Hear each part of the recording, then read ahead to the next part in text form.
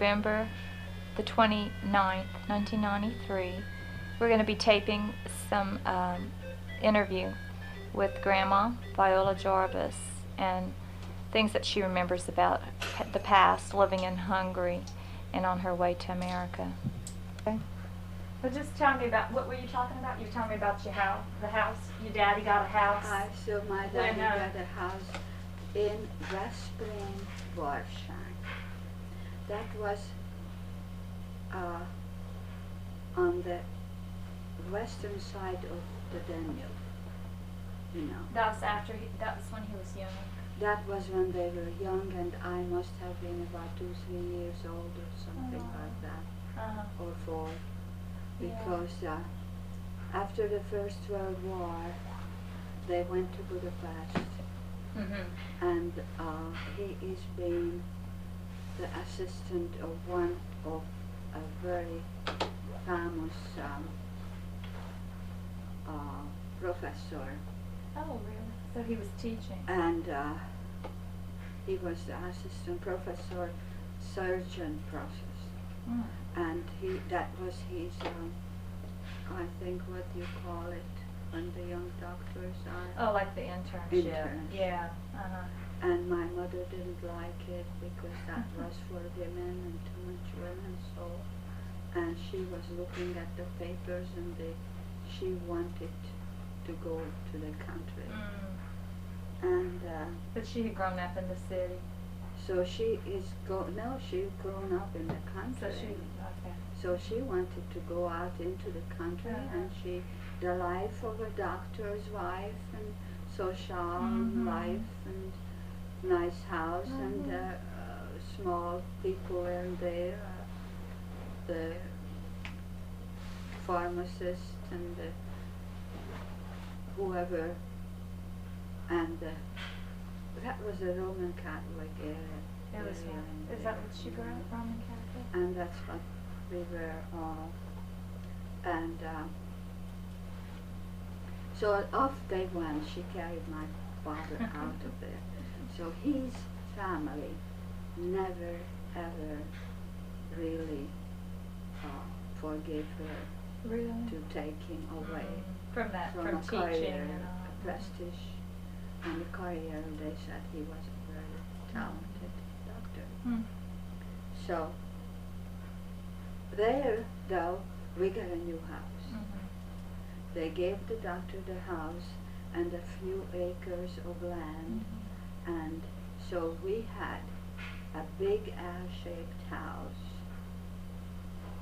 this way, and at this part of the house there was the doctor's office and the waiting room, and a door, and another door this way, in a long hallway, long, and that was the toilet inside.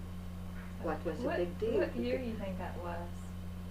22, 23, Gosh, indoor plumbing must have been really a rare thing. It was on the country. It's in big cities, everybody had it, but out in the country homes, they still had the outhouses. They had to add that. And usually the john was out, half a mile out in the yard or something. And that's how the help had to, because we had the maid and the cook. The cook had a husband and had 2 children. So she cooked, her husband took care of the horses. My father loved horses. Now they lived on the grounds? They lived around you? Yeah, they lived in on the L-shaped other part. In this part was the house, was the 2 bedrooms. I remember 2 bedrooms and a big living room and a big glassed-in porch, a huge veranda, and next to the dining room, there was another room. I don't know. There were lots of little rooms, I remember, but I don't know what used for. You were young. And so y'all had to cook. The other part was the kitchen, and next to the kitchen was a little pantry. After the pantry was the dining room. So they didn't want to smell right next to a kitchen. But big deal, it was always smelling, but because they were always cooking, there was lots of people in there. And my mother's sister came to live with us for a while because he didn't have a job. Was that Auntie Nanny? No. That was Putty Nanny. Nanny. And her husband. And then they left. Then my father's mother, my grandmother, came from Transylvania. What was her name? Do you remember her name? Her name was Maria. That's your father's mother? That was my father's mother. So she was and she was a Fulop. She was a Fulop, Yeah. Mrs. Fulop. Her maiden name was Gross, Gross, and she was from Austria. Oh. She came to visit. She was a learned teacher, and she came to visit one of the Transylvanian aristocrats. They lived. The Transylvanian people were very simple people. They're aristocrats. They're what they call it, counts and barons and countesses, and they were regular people, you know, and they mingled with people. Yeah. And my grandfather, who was also a doctor, was playing cards with them all the time. Not Transylvania, that was not Hungary. That was at that time. Was that part of Hungary at that time? At that time, it was part of. It was, okay. It was part of Hungary. No, it wasn't at that time, because that's when. That was after World War I. After World War I, and they gave it to Russia. Okay. I mean Romania. Romania, yeah. That was Hungary before, and they gave it to Romanians. That's why we came out of those regions and went to the west side of the Danube. So anyway, Grandma Fulop came with her daughter. She had 6 sons and 2 daughters. And my grandfather he died very early. We don't know what did he die of. It's probably heart attack or something. But one thing was sure, he was a very strict man, and he went to church every morning. And my father was telling me the story when the church was always on a hill,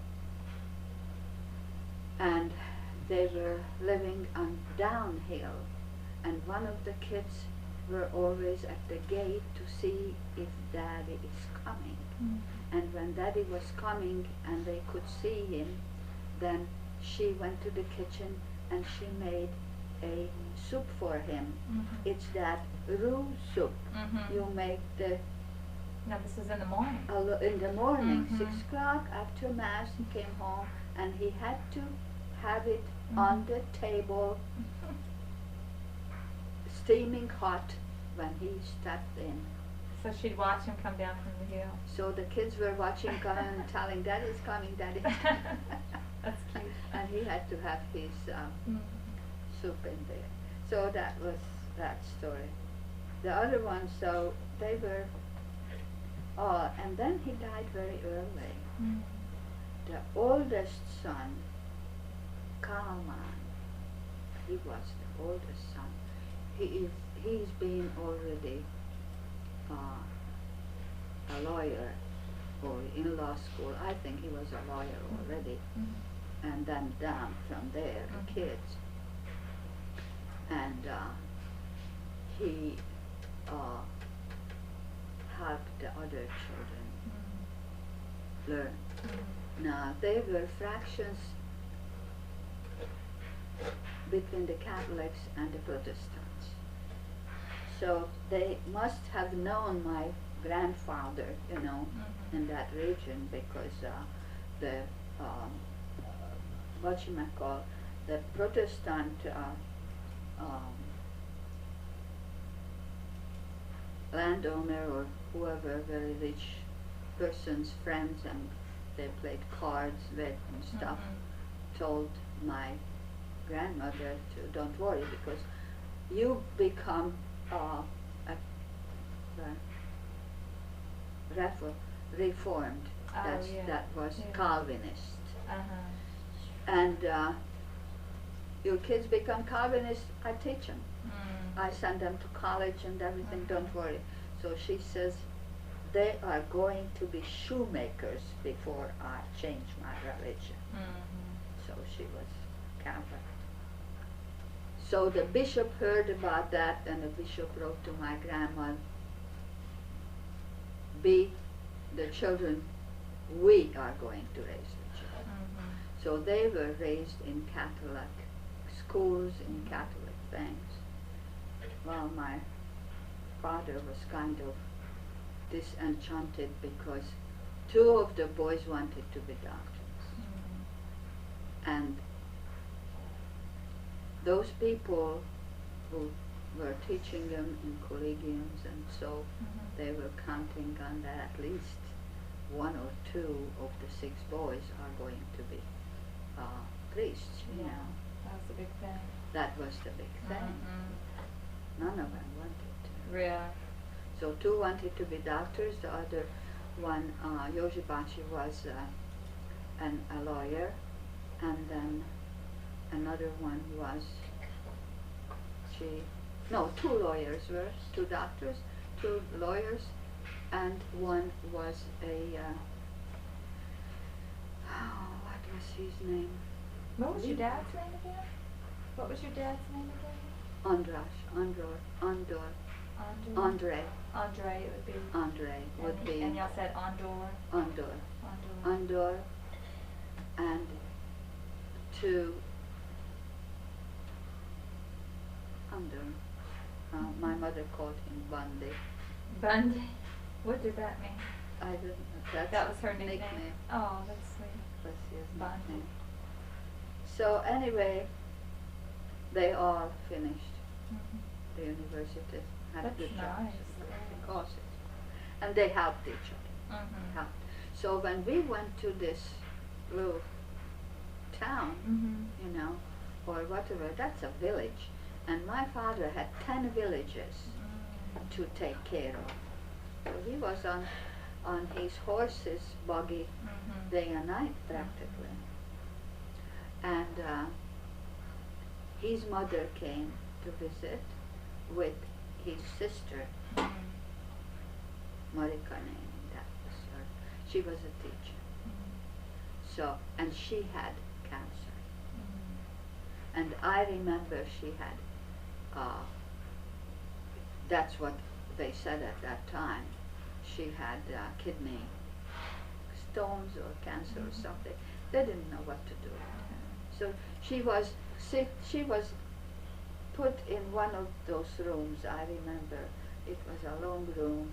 And then they called the priest when she was dying, and he was in there too long.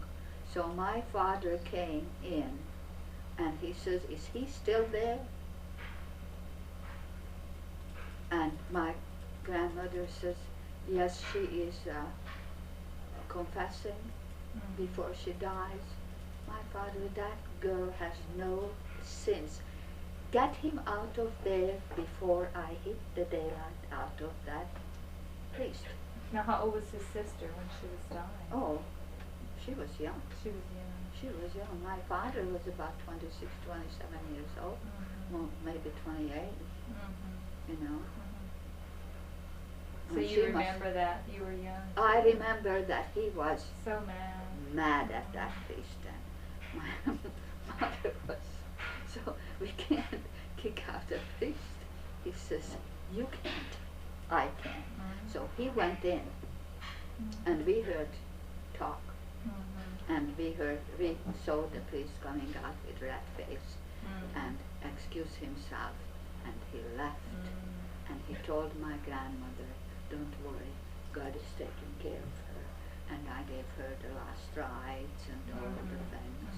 And my father was sitting by her and holding her hand and was talking to her. I remember his face. He was very young. was never religious.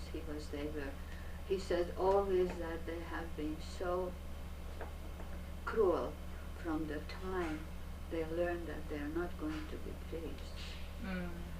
They had all kind of things. He had to get up 5 o'clock in the morning, he says he remembered, and go and kneel in the church in the ice cold stones for an hour before Mass started and things like this. His legs got arthritis and it was very bad all his life. Even when he was young, he could never dance or something because his legs were always hurting. And he says, those are devils. So he felt like they were punishing him because he didn't want to be a priest. Yeah. Him too. His brothers had the same thing. And then, so his brother was at the end of the war in the military as a doctor, and he was caught by the Russians, and he was in Russian prisoner of war. That was after World War I? That was right after World War I, when everybody coming home, they were caught off. And so not very long he was in prison in there, but he said it wasn't too bad. And he learned, he has been with 5 different nationalities, he learned all those languages. The guy came home and he knew 5 languages. Very talented person he was. Well, tell me about like your life in the country and everything, so and your mom and all. So we had this house, so L-shaped. Now the cook, and he had 2 children. One daughter came in to clean, and she was cooking, and her husband took care of the horses. Now the horses' stables were a little off by the house, but we had like a breezeway to the stables, you know. He had Lipizzaner horses were close to us, and he was their doctors, all those people who raised horses in West Hungary. So they always, what I knew and I heard later on telling me how we could have those beautiful horses, because they loaned it to my father to keep and, you know, ride and everything like that. And I remember we had a horse, his name was Pilla, what means, what is that little, not bird, but light, oh, I don't know, something very light. Did you have a horse and learn to ride? We had, we had about 3 or 4 horses all the time, and that's for fancy things. It's like, just to look at, my father loved horses, and then we raised them. But then he had 2 horses to pull the buggy. What we had, a coach or whatever they called us, buggy they called us. We had it. In the summertime, in the wintertime you can pull up and in the summertime that was all done. And then the seats were like boxes, and underneath it was covered, and then underneath things. Then when I wanted to go someplace and he didn't want to, I liked to go with my father lots of times, see patients, and sometimes he didn't want to take me. I hid underneath the seats, and I went. So you would see all the patients? I was with the patients, and the patients had children, played with the children. The problem came when they had some kind of a epidemic, you know, like smallpox or this pox or that pox, and they didn't have too much, people didn't want to be inoculated.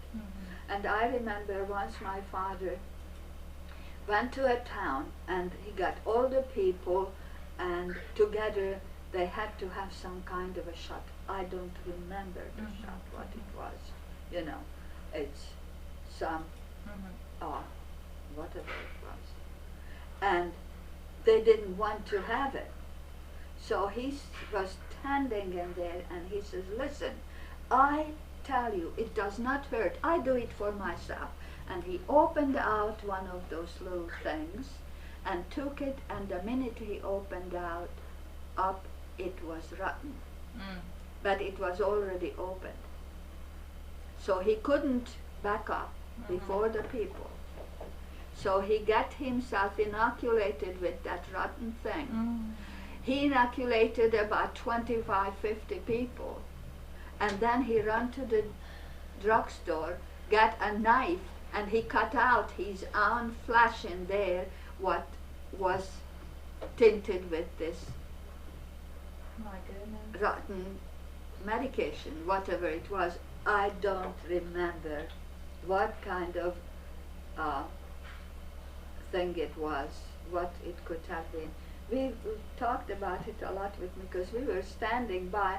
My mother was going with him a lot of times too, and you know, people just were so ignorant at those days. They just didn't want to be. Why? I'm not sick. Why should I have something? Get sick from the doctor. They couldn't understand. And they couldn't understand that it would prevent disease. It's a lot of time. Those people were very, very ignorant. It's very hard to deal with ignorant people, you know. Yeah. They were all living in the country. They were all, yeah. Well, it's different in here. You have someone own here, say 100,000 acre, or 1,000 acre, or 200 acre. So you own 8 acres and you live on there if you work. The farmers are working on your acre. In Hungary, and some other nations too, you have your land outside of, you have a community, you have a village, like a little town, and you live there, and you go out early in the morning, 5 o'clock or 4 o'clock when it starts to be, and you go out in there with a horseback or with a big buggy or whatever it is, and work on your field. And in the afternoon, when the sun goes down, you come home. So it's, they have big, big, big fields, and fields you go through, and then a little village, and those fields belong to the village. So I used to love that, because then they had the harvests, and always some kind of music, and always some kind of they'd have like a festival or something when they would have the harvest. When they had the harvest, they had a festival. And there also, in between those villages, then came the gypsies. Now the gypsies were coming from the east somewhere. It's a different nationalities, different things, very talented in music, lazy like hell. But they were Hungarians? Not Hungarians. No. The gypsies are gypsies. But you know, that's the thing. You know, a lot of people say gypsies, Hungarians. Yes, gypsies. Because they are music. Because of the music? Is that where it came from? Because there is a gypsy music, Hungarian style gypsy music, and there is real Hungarian music. And there is also the gypsies were in Romania and Poland and down south. So do they come up from the mountains or something? They are coming from the east. From the east. They are the same race as the, I don't know, probably the Indians, they would or the Hindu, or they are dark people, and or Afghanistan or Balochistan or wherever they came from, you know. And the Jews, and they said that that's also one. All those people are all nomads, and the only nomads left at that time were the gypsies. And they try to settle them down all over in Hungary. They can't settle down. They are going. Now they went over to Germany, and Germans have lots of problems with them, but they don't really want to work. They want to sit down and music. Very, very talented.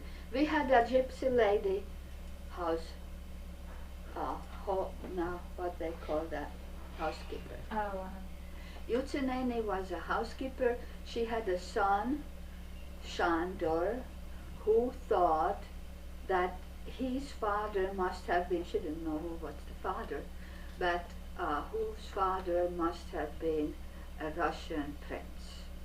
That's he decided. So he was dressed always in one of those long Russian hats and the blouses, and his mother was making his blouses, those Russian shirts, and Chandra was that was the housekeeper's son? He was the housekeeper's son, and he was with us for 16 years, and she with him, and he took care of my father's cars. Then my father, when we came out of that country, he bought a car. And that car, most of the time, didn't work. So it has to be taken care of in winter time, put warm water in there, and then warm water, he took out the water, then plugged it on, and put warm water in there to warm up the engine, to go, because otherwise the car wouldn't go. Now the car had only two-wheel drive or something like this. I don't know too much about cars, but it never stopped really when you wanted it to be. So the son of the Russian prince. So sad. Well, we were asking Yutsuneni who was the father, but Yutsuneni was always old to me. She always had white hair, and she was very educated in music. There was no operas or no any kind of music was played. She didn't know, because she was a granddaughter of one of the Europe's very well-known gypsy music leader, So, and she was traveling with them. She was in Germany, in France, and Sweden, and she knew everything when she was a child. Anyway, she raised me. For some reason, I don't remember back too much about where my mother was. That's what I was wondering. You're talking a lot about your father. What was your mother doing all this time? What did she do with her days? She done well. She got up. She never got up. She had the idea that a lady never gets up before 10 o'clock, to begin with. You don't get up before 10 o'clock. Then you served your breakfast, and by the time and you are ready to breathe, then it's 12 o'clock. And then she could go out in the kitchen. It depended on who was in the house, guests, because her sisters and brothers on and off lived with us for months sometimes. Also, in the summertime, my father's brothers had children, and they came to visit. Oh, goodness. Okay. So you're telling me about your mother's So I am telling you about brothers and sisters, how they came over? They just came, they, wrote that we can't make it in here or there, and then my mother invited them and had them. After the First World War, Hungary was all at once very little. It was a big country before. It was a big country. It was Austria-Hungary, that's a kingdom. Austria-Hungarian kingdom. Now, we had Franz Joseph was our king, Austrian guy. Now, anyway, there were a million jobs and everything, big country. But all at once, to the north part was cut off. That was Czechoslovakia. That was also belonged to the Austria-Hungarian Empire. To the east went everything, east and southeast the whole southeast, that is day, what is no Southeast. Oh, I don't